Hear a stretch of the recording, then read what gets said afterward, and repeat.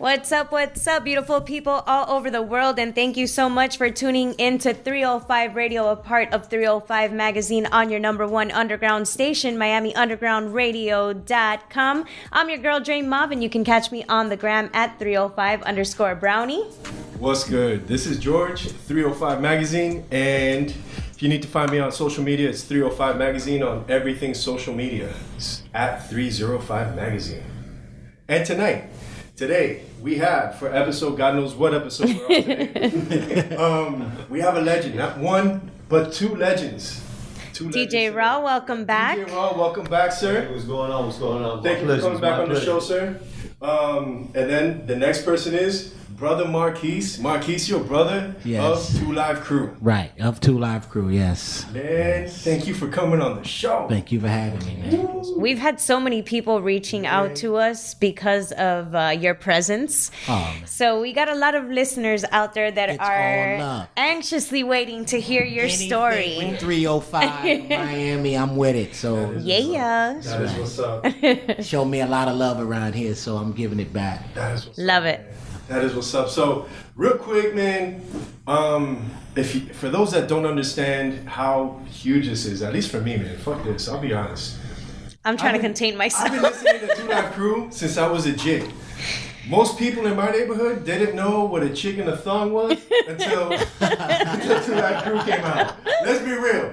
Most people didn't know what the Pac Jam was, didn't know what a booty shaking. Well, I'm going to be honest with you. My parents did not approve. I had to steal tapes and stuff from my older brother. I had to steal tapes, go in the basement, go outside and listen to it. And my albums got thrown away. I got a beating. I got grounded. Oh, yes. I went through all of that. And I mean, the historic part about having you here isn't just that, you were such an intricate part of our upbringing here in Miami, but because of 2 Live Crew, because of you being part of that group, right? We got explicit lyrics, stickers all over all music. Mm-hmm. I don't know anyone else has been to the Supreme Court. Yes, we went all the way to the Supreme Court, and we won that case on censorship to the First Amendment right. And I mean, you're so historic. Granted, R.I.P. Fresh Kid Ice. Yes. He didn't. Miss him every day. Oh, rest in peace, Chinaman. And Luke isn't part of the 2 Live Crew anymore or anything like that. But at the end of the day, the one thing you can never take away from what you've done is exactly what you've done as a group. Yeah. You guys have put Miami on the map. Right. Like it or not, Miami was put on the map at that point in time by 2 Live Crew. Yes. There's no way around it. Yes, for rap music. Yes. For rap music, definitely. For rap music. And I mean, I'm glad you're here because, man, I want to pick your mind. Glad to be here. I want to find out what's going on in your head. I'm all yours, Miami. That is what's up. So, let's start off with something real simple. Music history. People might not realize this. Jay-Z has a song, 99 Problems, but a bitch ain't one. Right. Rick Rubin produced it. Yes. He's super fresh, but who did it first? Me. Yep. Tell me a little bit about that track, man. Not a lot of people know that you came up with 99 Problems, but a bitch ain't one first with Ice-T. Shout out to Ice-T if you're listening. Right, yeah. Ice-T called everybody out on that, too. Hell yeah. Say what, Ice-T, what? He did what? That he called everybody out on that. Yeah. I mean, so tell me a little bit about that. Yeah. Well, Ice is quick to tell people that he got the song from me, And that's when me and Ice were friends. We were good friends back then. I was living in Southern California and I met Ice. Some guys had picked me up. I'm walking around LA and some car just pulls up and picks me up and they took me with him, and that's how me and Ice became friends. So I just, I was hanging out with Ice and I just probably inadvertently just came out with the phrase, I got 99 problems and a bitch ain't one. And Ice was like, yo, gotta make a record. That's just my thing. I'm keeping that one. And so eventually we did make the record, but I got it from a guy that's right over there in Overtown. So I got it from a guy named Gigolo. He used to be around, just hang around all in the streets back in the day. So, gambling and doing what we do, talking about shit. And I got it from him. That is what's up, man. Now, a little bit about 2 Live Crew, man. When you started, how how was music? Like, what got you into music at that point in time? I made my first record in Southern California. Some say that I probably had one of the first rap 12 inches out in California. I think before Dr. Dre and the Wrecking Crew, and probably before Ice-T, but it didn't get a lot of notoriety. Me and Rodney O. I made my first record in the 9th grade, my second one when I was a junior in high school. And after that, man, I came down here. The rest is history. I mean, I wasn't doing that type of material back then because you know what style of music that was out back then. But became a 2 Live Crew and got with Luke.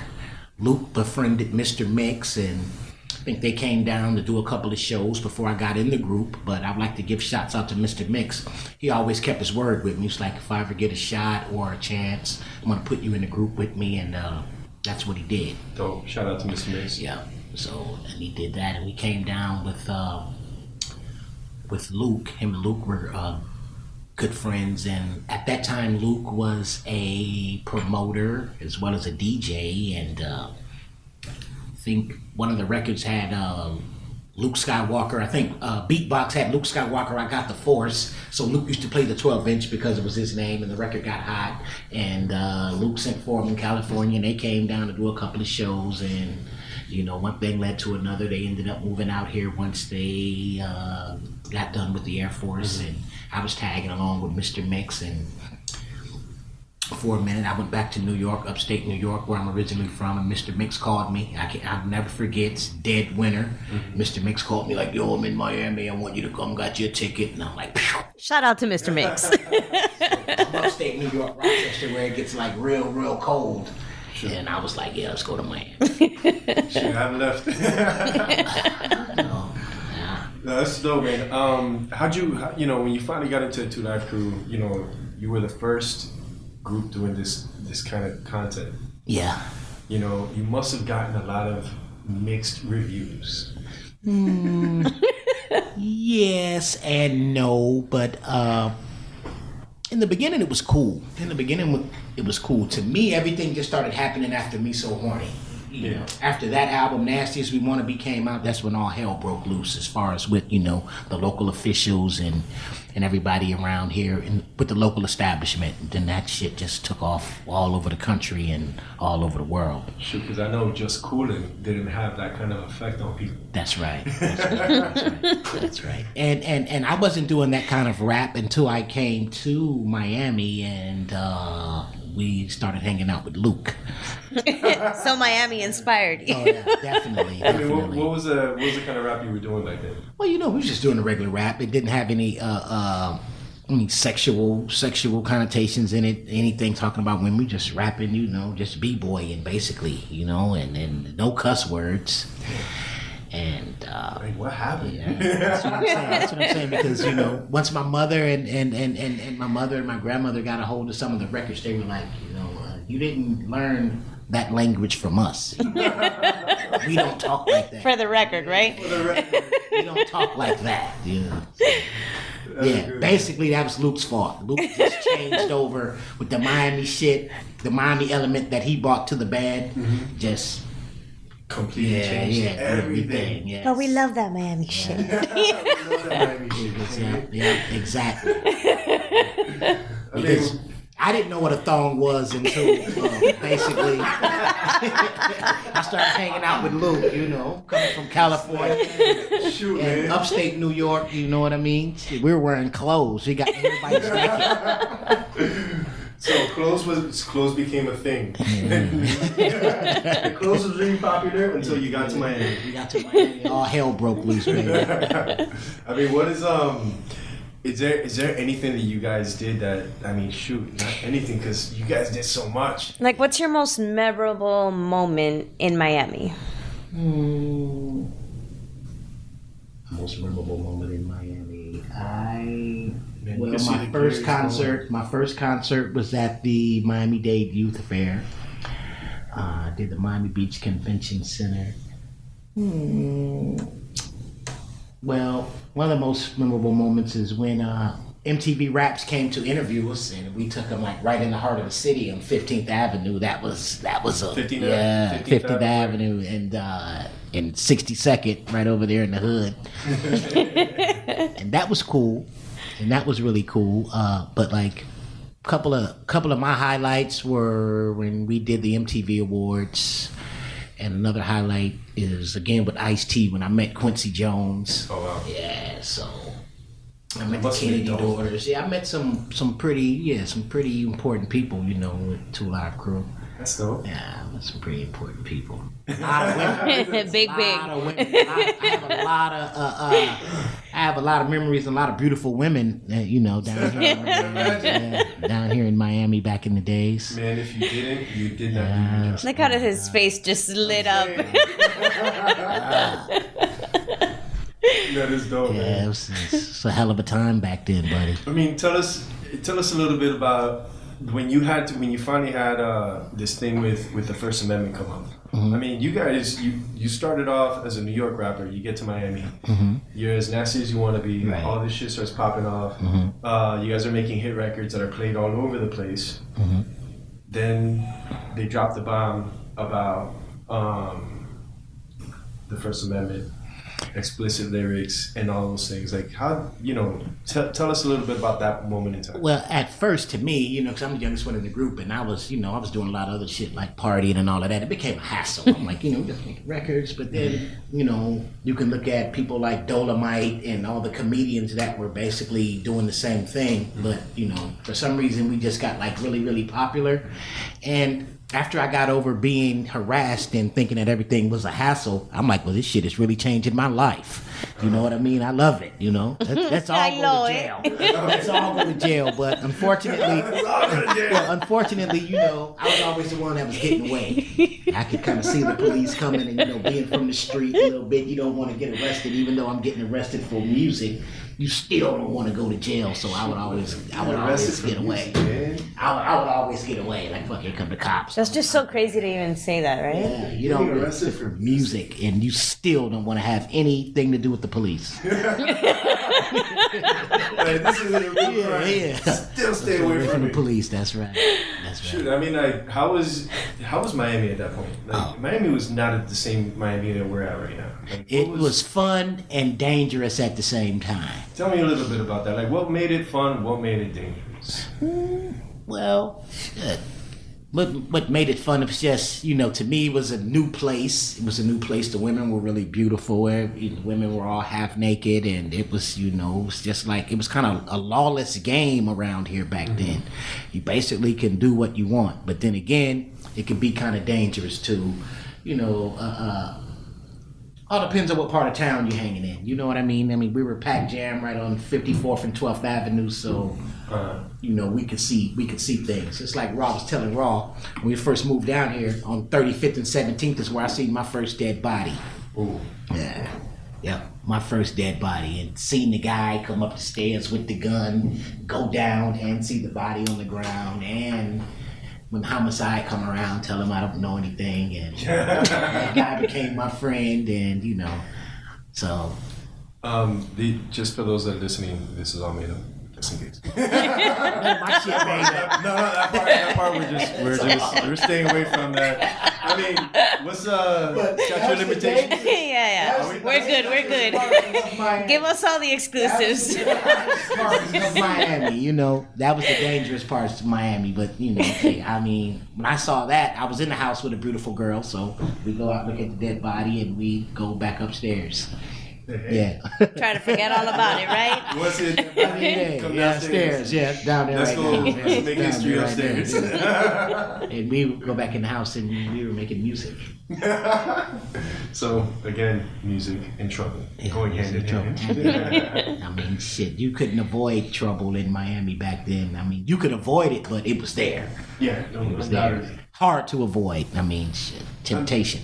A lot of temptation around. A lot of it. I mean, just let's take a brief tour of Miami real quick. Mm-hmm. So at that point in time, this is early 80s, late 80s? Yes, early 80s. Yeah, early 80s.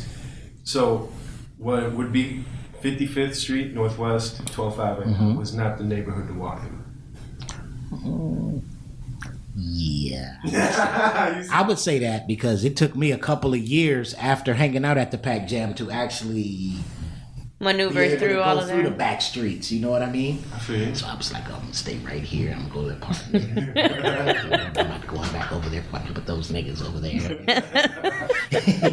Stay my black ass right here where it's safe. So that's that part of town. I mean, another part of town would be let's go to the beach. Oh, the beach is it was a super great thing. The beach was so relaxing and fun. I mean, back then, you had that's when Ocean Avenue had the Jewish people that were sitting out on Ocean Avenue, so it was kind of cool. Just pin rods. Back in the days on South Beach. Yeah. When you go over there and walk down Ocean Avenue, old people were out. They're sitting down in those hotels. There were apartments. What? Yeah. So they were really just chilling. Yeah, just chilling right there. Yeah, it's like you see on Scarface when he comes to shoot the guy in the hotel. Those old people down there sitting down in those. So that was those hotels were like apartments. I think some of them were like hotels, but it was like people would be sitting down right there. There'd be no young people, And you guys disturbing the peace? Nobody out eating around there like that. It's not nothing of like it is right now. Damn. Yeah. That's where I remember. Different world. Yes. There was a lot of older people over there. Man, it's nothing like anything now. On South Beach, yeah. I mean, back then it was people would ride out to the beach and just keep their cars open. Yeah. Booming all over the place, bassing all over. Or go out there and get laid. Went to the beach with the girl. Get laid.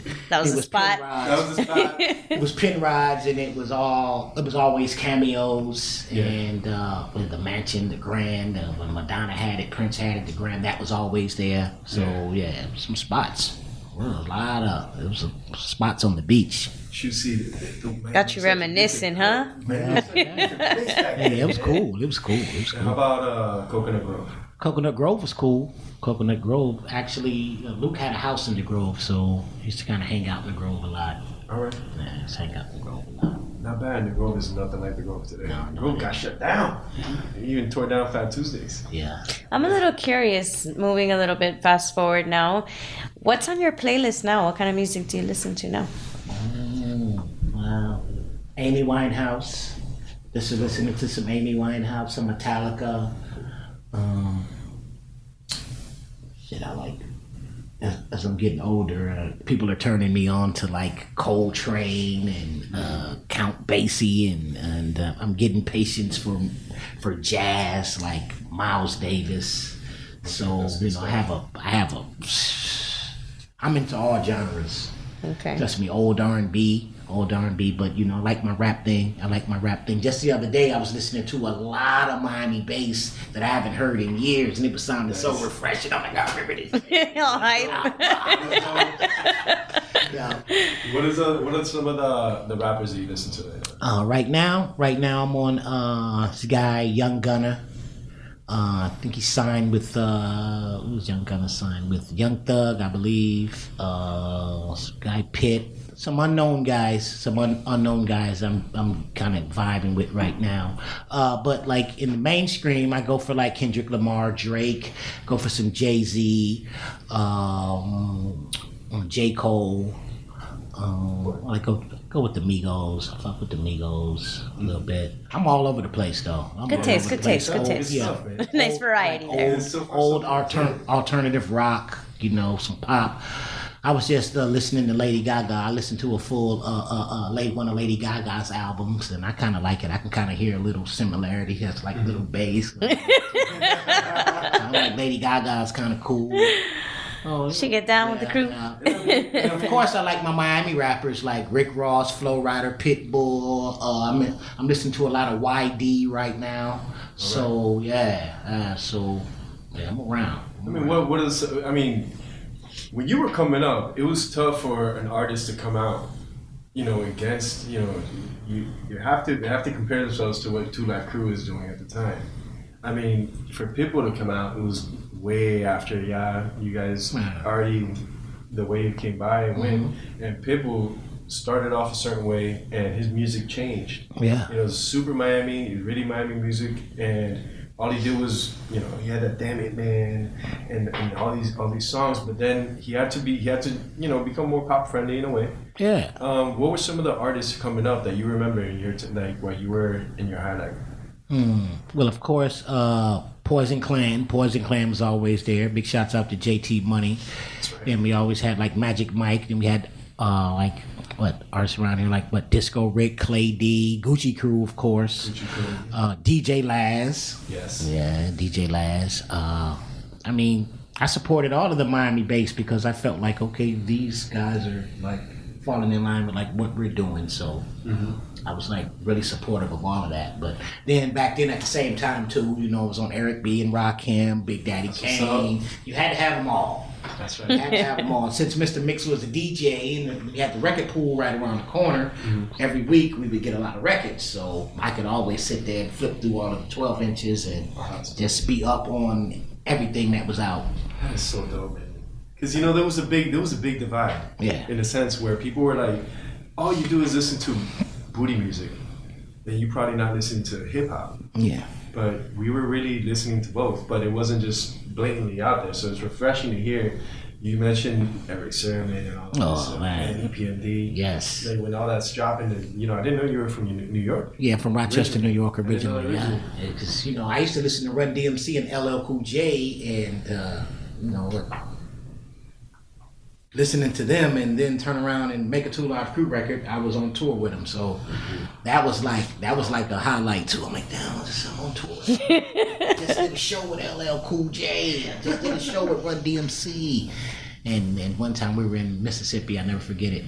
Mr. Mix would cut Peter Piper in the show, and Run came out of the dressing room and took the record off of the turntable and threw it out in the audience. I thought that shit was the dopest shit. Fucking taking the record, throwing it out in the audience, and then it was like a little scuffle. You know, Luke with the big mouth and everything. Pussy motherfucker scuffle. You know, it was like a little scuffle, but I'm loving this shit. So I'm loving it. Popcorn. Straight up Pussy motherfucker, yeah, you know, Luke Miami, pussy motherfucker. Throw a motherfucker right up. That shit is funny, man. And, Love it. Yo, I would have, if I would have got that record, I would have been fighting.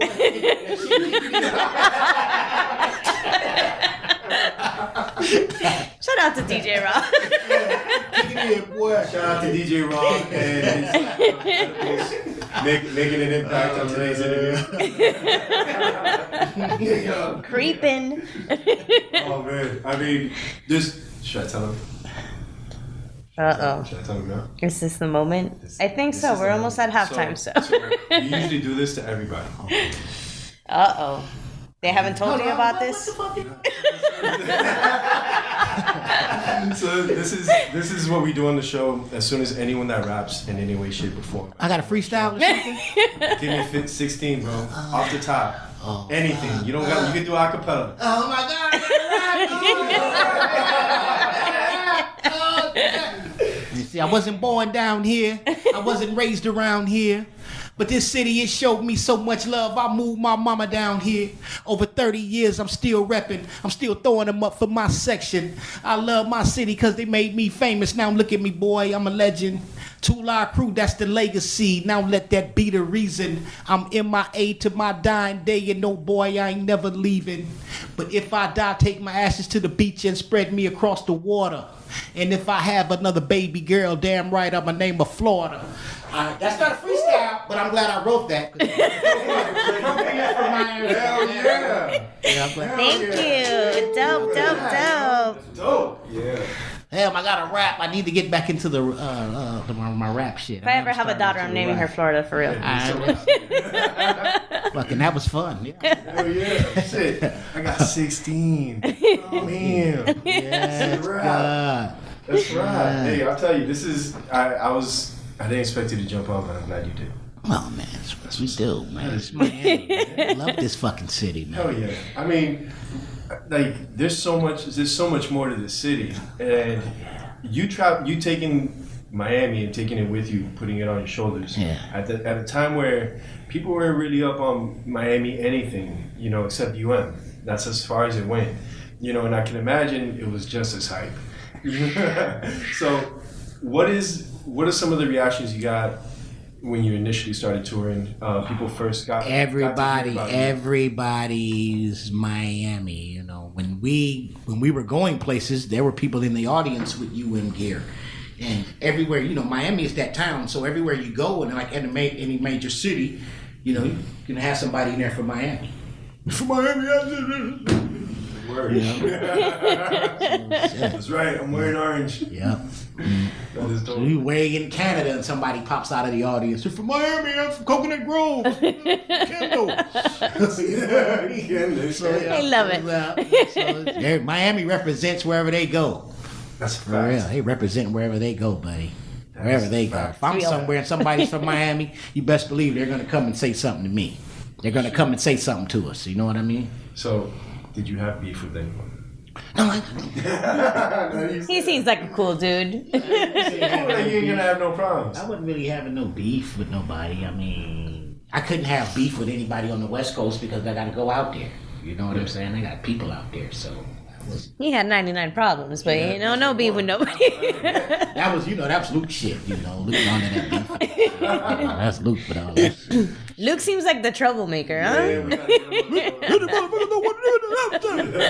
God damn it, I'm gonna kill them all. This motherfucker. I'm Luke Skywalker, nigga. Oh, that's funny. Fuck the police. So, when the whole shit happened with you going to court and everything, did that really fuck with your ambitions for the music? It just, kind of gave me inspiration. It gave us a little inspiration, you know what I mean? And I think when all of that shit was going on, Luke popped back with the Band in the USA album, which I hated. Really? Yeah, I hated that record. Does he know that, or is he gonna find out through this? No, I'm glad we came back with Pop the Coochie, because that was cool. That's my favorite. I'm sure it That's was. my favorite Crew record, Pop That Coochie. Is it? Yeah, what of all the records you done, That's baby? my favorite one, Pop That Coochie. Probably Now, Come On Baby. It's Come On Baby now. Oh, It's man, fucking yeah, groove bro. and it's fucking- I will never hear these songs the same again. I'll tell you that Oh much. man, that was the jam. But you know what? Shout out to my homie Docs.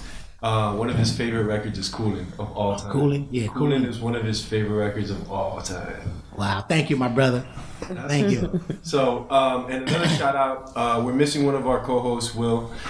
He's a photographer. He's probably out, and he's a firefighter, so he's probably saving lives and taking pictures. God knows what. Shout out to Shout Will. out to Will. He's a firefighter, yeah. Thank you for out there taking care of us, man. That's what's For real. That's what's up. And I mean, like, All of the first responders out here in Miami, y'all got a tough job. yeah, fact. If shit goes down, there's a lot of us. There's a lot of people. I think Miami's one of those places where everyone will just jump in. You know what I mean? Yeah. Ron, you want to jump in this, man? Yeah, man. I got a question. So quiet today. Yeah. I'm like, Ron, man, you're not the camera guy, dude. No. It's just I'm taking it all in. But I got a question for you, Marquis. Yes, sir. Because I remember at Jack the Rapper, there was a scuffle that went on, and Jack the Rapper with the West Coast or something was going on. That was more. I was out of the group. I left the group by then, but I was at that. Convention.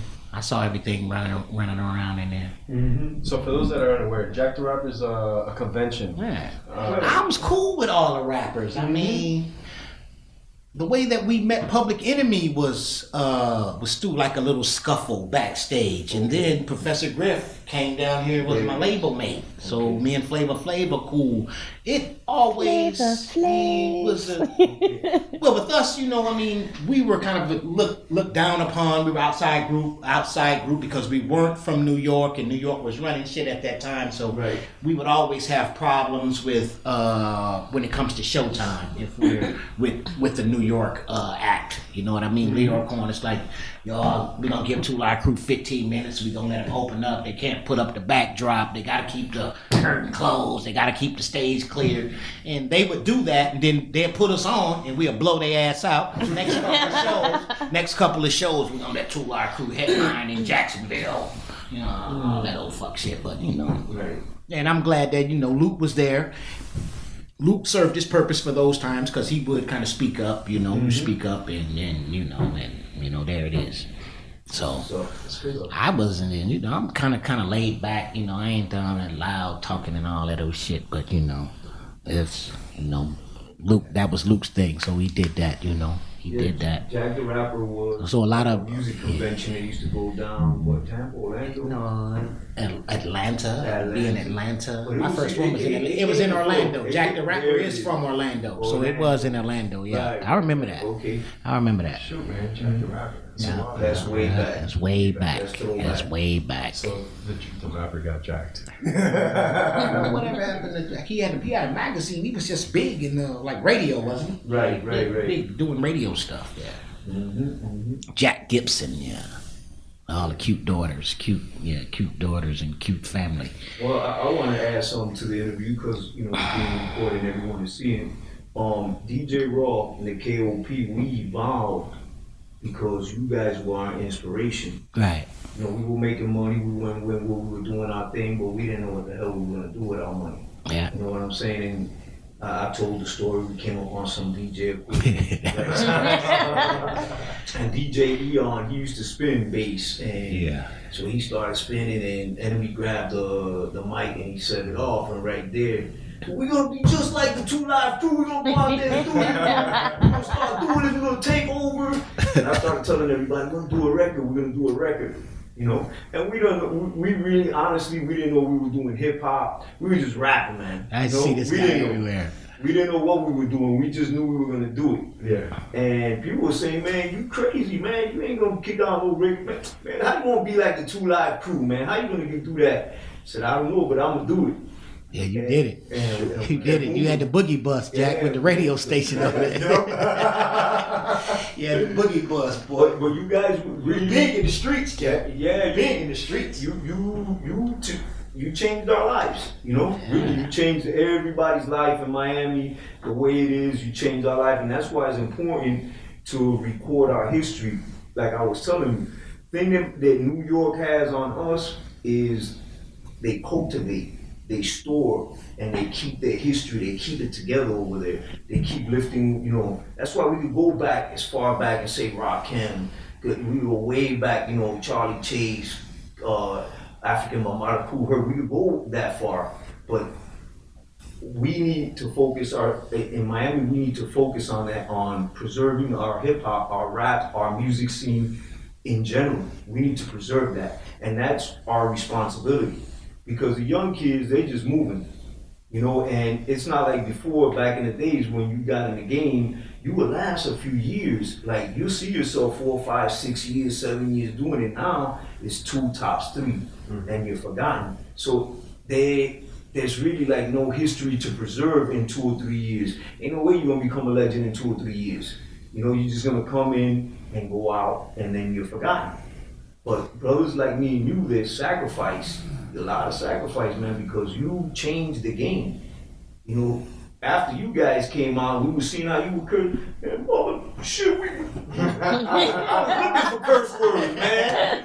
I said them all. All you had to do is listen to me. You might have found some new ones. Yeah, that's what I'm saying. We were looking for stuff to say. You know what I'm Over 375 cuss words on Nasty As We Want to Be. That's what's up. Hold on, say that one more time. A pastor pulled my coattail and said, you know, there's over 375 cuss words on Nasty As We Want to Be. I want to pray for you right now, brother. Good Lord, baby Jesus. I wasn't the only one writing that shit. Did you write all your raps? Yes, I did, yeah. All those curse words were mine. What's your favorite rap? My favorite 2 Live Crew song? What was your favorite verse in the whole 2 Live Crew shit? I mean, it's gotta be a verse that you just every time you kick it. I would say probably the verses on the one that's Pop That Coochie. Probably. That whole thing. Yeah. That's like a real Miami bass record right there. It's Shit. Yeah, I got some videos from you guys. Luke had gave me. I don't know what you call them, like these little things you look inside of. With the 3D glasses. Right, Yeah. 3D glasses, you hold them up. But he also gave me some video. Oh, those little things you look in there and see the women in there. Right, yeah. You turn it and the top will go down. Turn it another way. Panties are going to, yeah. And over in China or Thailand, you guys got off out there. Y'all were on stage. That's Luke that did that. I've been did that though. Luke did that. Luke did that. Yeah, Luke been. I've been did that. Luke just did it and got caught. He just like to get caught to get on publicity. You gave me some videos. I thought they were music videos. But what happened? What were we talking about here? Like, what are we talking about? Fill us in. Exotic stuff going on. Like, we're bringing the girls off the audience up on stage. So I brought the video in. I brought the video in, and we getting down. We watching this. I think I'm watching. You know. I'm backstage. It's a regular show, right? Yeah, I'm backstage with the music crew. You know, where you can hide a little bit. You know what I'm saying? Yeah. No, you guys definitely changed the game. I mean, yeah, no, absolutely. Like, it's I can't even begin to even think of my younger years, bro, without even thinking of Grand Theft Auto, like people stealing Mustangs, Monte Carlos, and then yeah, that's right. We was on that. We was on that too. Yeah, we was on Grand Theft Auto too. Yeah. Yeah, you were. We were in the game. But Yeah. I mean, like, I'm thinking as a kid, it was just, you know, these. I'm talking about real GTA. Like Grand Theft Auto was a crime in Miami that I was super happy about. Everyone loved stealing cars. Everyone loved stealing the Alpine radios. That's right. That first game was in Miami, and then, right? And then after that, you have that point in time in Miami was, you know, 15-inch speakers in every whip. You know, Coconut Grove, the beach. You gotta have the bump. That's where it came from. That's that thump, that deep bass. At that time, did you ever imagine how influential your music and your movement would be to the point where it still was standing? Sometimes I'm still like shocked. You know, I'm still shocked at it because I never was into it for like the celebrityism of the shit. You know what I mean? And I'm not that kind of guy. I'm like throwing it to you. Fuck, I know how to be myself. But, hey, it's great.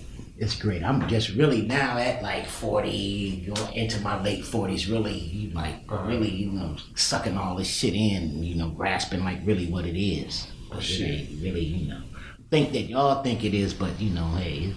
You don't see it that way, do you? It's been like a hell of a journey and it's real struggles with this shit, you know, too. I can imagine. It's a real fucking struggle. The industry is much more different than it was when the industry started. I think that's what makes this, at least for me, what makes it so interesting that we're talking about a music industry before the internet. We're talking about a music industry before street teams. You know what I mean? This is as organic as it got. You guys, I saw Two Live Crew on the box. Music, television, you control. Yeah. And that was because someone called and voted. And your number would come out saying beep. A little thing would come out and say, me. That was me. Your code. I wanted to see myself on TV. Let me play it now. Yo, and it was probably you and everyone I knew. Was putting. You saw the 068, which was whatever Two Live Crew song it was, and yo, it was every single song that you guys pumped out. Damn right. It was always playing. The box is right on the beach. Yeah, right on the beach. Be on the beach. Yeah, it was. Yep. And I mean, the box, you know, unfortunately got bought out by MTV. Yeah, by MTV. Got shut down. Yeah, shut us down. That's when they set us Fat Five Freddy. That's when they set us Fat by Freddy and Ed Lover and Dr. Dre. Mm-hmm. Yeah. Yep. I mean, and that's the thing. Right now, we can kind of bring it back. We have YouTube. Yeah. You know what I mean? And we could all start a channel and bring that shit back. You know what I mean? But it's back then. Different. It's so much different, man. It was a different world altogether. And that's the thing that, at least for me, it's really dope to have you here and just talk about that point in time. You know what I mean? Now that we've spoken about that point in time, I'm grateful to be here and made it through that point in time. And after. If you went on tour and you got that crazy, yeah, I'm grateful you're here too. I'm here, boy. I mean, a lot of us ain't make it. Yeah, in fact, you had you toured with Tupac, actually, right? came out of Luke's book that you guys ran into Pac a few times. That's probably Luke. I remember Pac. I met Pac on occasions by myself. Yeah. So I did remember seeing him on a couple of Digital Underground shows. Yeah. And sitting right on stage. Used to be watching right on the side of stage. And I ran into him outside. We were doing the House of Blues, and we were standing right next to it on Sunset in Los Angeles, and he rolled up. He rolled up in a Cherokee and turned around, and I'm right there reading the LA Weekly. Came and got out the car, and we was talking. So, yeah, I think he wanted me to ride with him, but that's too. I was kind of scared. That's Tupac. He might get shot. I'll stay right here. I'll stay right here. But me and Pac's brother was actually roommates. Now that you asked about it, Mo Preem. Oh, get out of here. Mo Preem. Yeah, Pac was real cool. Before he shake your hand, he'd give you a hug. He was hugging. He was hugging. A couple more times I met him. That's what he do. Hug you. That's the kind of stuff you don't hear about. Yeah. Like you hear some dude want to hug you. Really now, cool. Like, yo, chill. Pac really was cool. He give you a hug, tap you up. What's up, word? All that was really cool. Inviting. He was like, That's really dope. Yeah. So let's fast forward a little bit. Are you doing music now? Yeah, I got one song I did, Shots to Boy Dirty. I was supposed to be shooting a video with him. He's an artist up in, was one of Chinaman's guys. He lives up in Tampa. He has an album called Applied Pressure. Got a feature with him. Just got some tracks. Probably might have a January release around the first quarter of next year, yeah. You want to possibly tell us who it is? Come on, give me some. No, it's me. It's me right now. It's me right now. But I might have a situation to where it's if I want to do it or not. Okay. I could have a release by but people out there, everybody out there, they'll look to get on the internet and grab some music from me. Probably around the first quarter of next year. Well, Brother Marquis. For anyone that wants to grab anything from you now, any music or whatnot, where can you just hit me on Brother Marquis of 2 Live Crew on IG. Okay. And I can bless you with some verses or something. Anything Miami I'm doing, that's what me and Rob was talking about right now. You say Miami shit, we just need to do some Miami shit. I agree. I totally agree. Totally agree.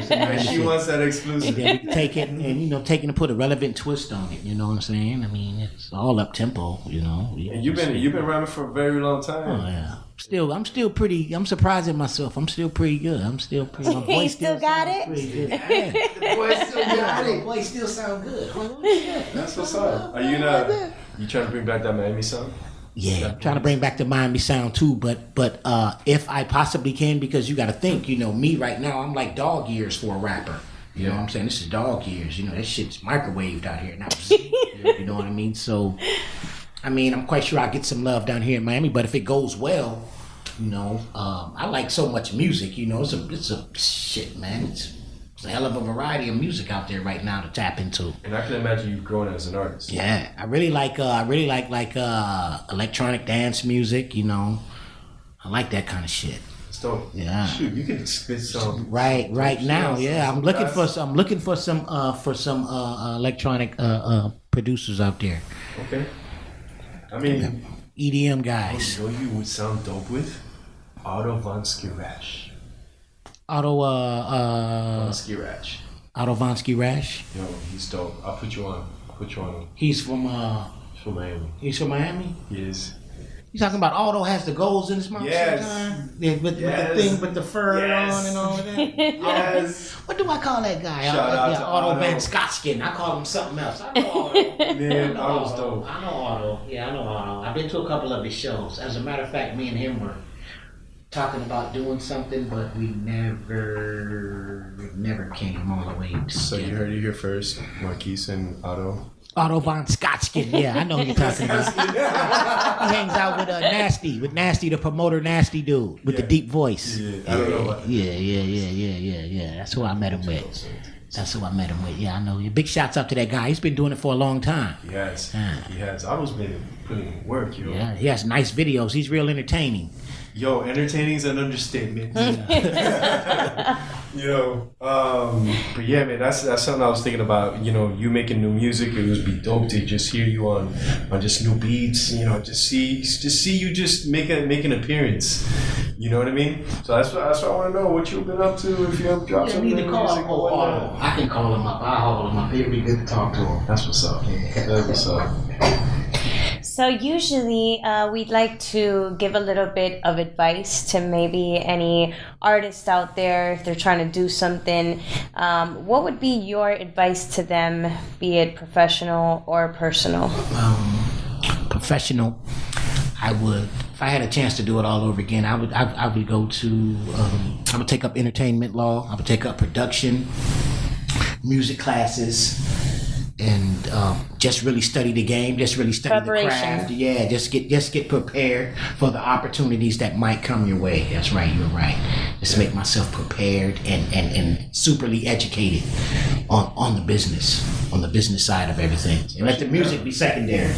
You know what I mean? But especially now that the business has changed so much. Yes. Everything's digital. Digital spins. Your outlets. Everything's digital. It's right there for you right now. Yeah, man. Everything's right there, but it's like everything else. Hustle was what's gonna get you there, man. So just piggybacking a little bit off of what she asked.